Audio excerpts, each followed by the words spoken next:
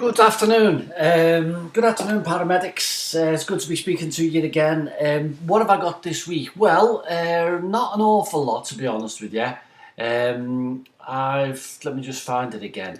But not an awful lot in quantity, but a really good contribution and quality, and it's up on the discussion board at the moment. I can see that we've been speaking about honesty and truth telling, and here's our Liz. Here's our Liz that gives us a few of her thoughts. Now, what I always feel when I read the contributions made on this course by paramedics is that, to a really large extent, you characters see the rawest edge of some of these problems. For all healthcare professionals, it's kind of the moral difficulties that you have are large moral difficulties. But the fact that you're on your own, facing people in their own homes, makes the dividing lines always seem to me to be much more sharper and much more stark. I mean, there's Liz, for instance. Take a look on the discussion board, because it's really well written. That's the other thing, Liz. You've got a talent for writing here. You've got a talent for communicating your ideas in written form. So there she is. She goes and she shows up at a person's house, and it's an old person, and she wants the old person to go to hospital. For obvious reasons. It's going to be in the patient's best interest to go and be checked out, because something is clearly wrong with this person. And the old person says, do you think they'll keep me in? Well, I know both from professional and personal life that you say you're going to have to stay in the hospital. Oh, no, I won't bother. You get all that sort of reaction, don't you?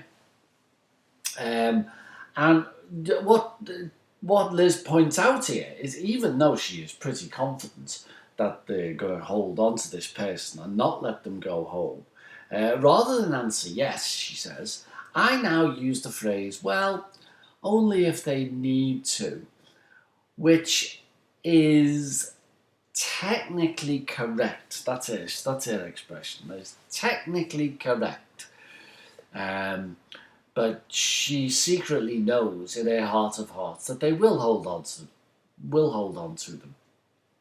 Now, what I want you to consider is this: if you say only if they need to, is Liz guilty of telling a lie there? Is that a lie? It's not, because in a sense it is, because only if they need to, when you know that they will need to, is a phrase that's intended to deceive, isn't it? It is intended to deceive. But after saying that, only if they need to, that's not untruthful. So what you have here is a true statement that's less than truthful, if you see what I mean. Only if they need to, yeah, but they will need to, and therefore that to say only if opens up the possibility for the person that they'll be coming home, which in fact will not happen.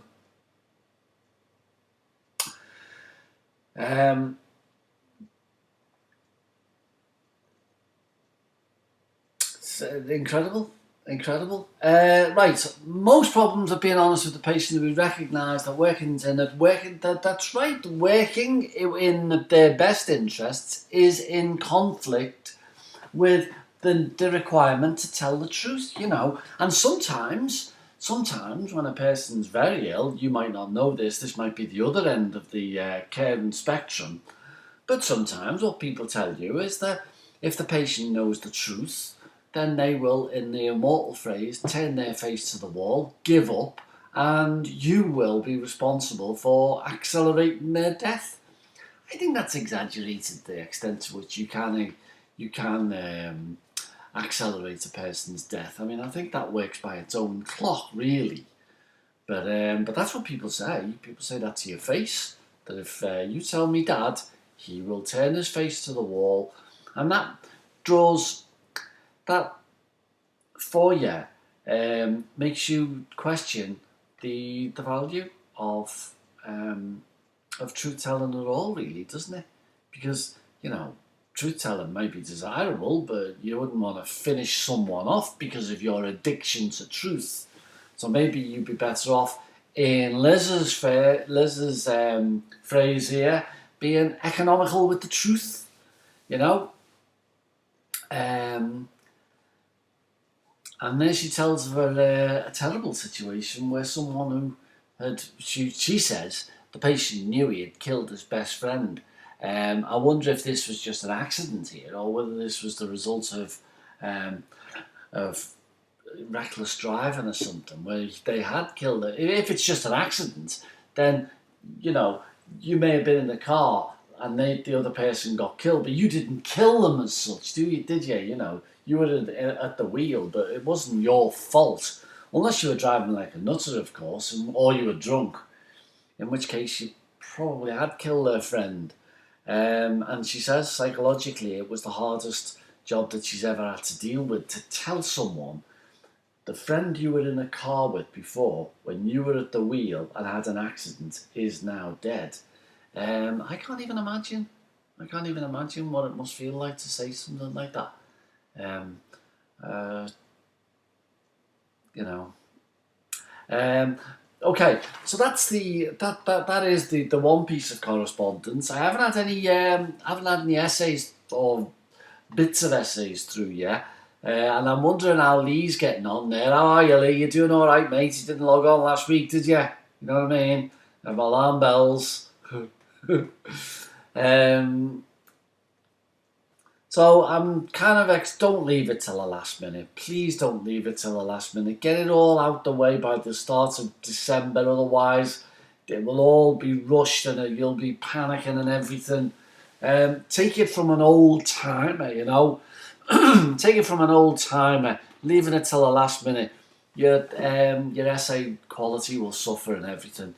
You know, start doing it now and send me a 500-word draft, and I'll take a little look at it for you. So well done, Liz. Well done. That was well written. That was well thought through and everything. Looking forward to your essay. All right. Other than that, all you quiet ones loitering at the back. See you next week. Bye now.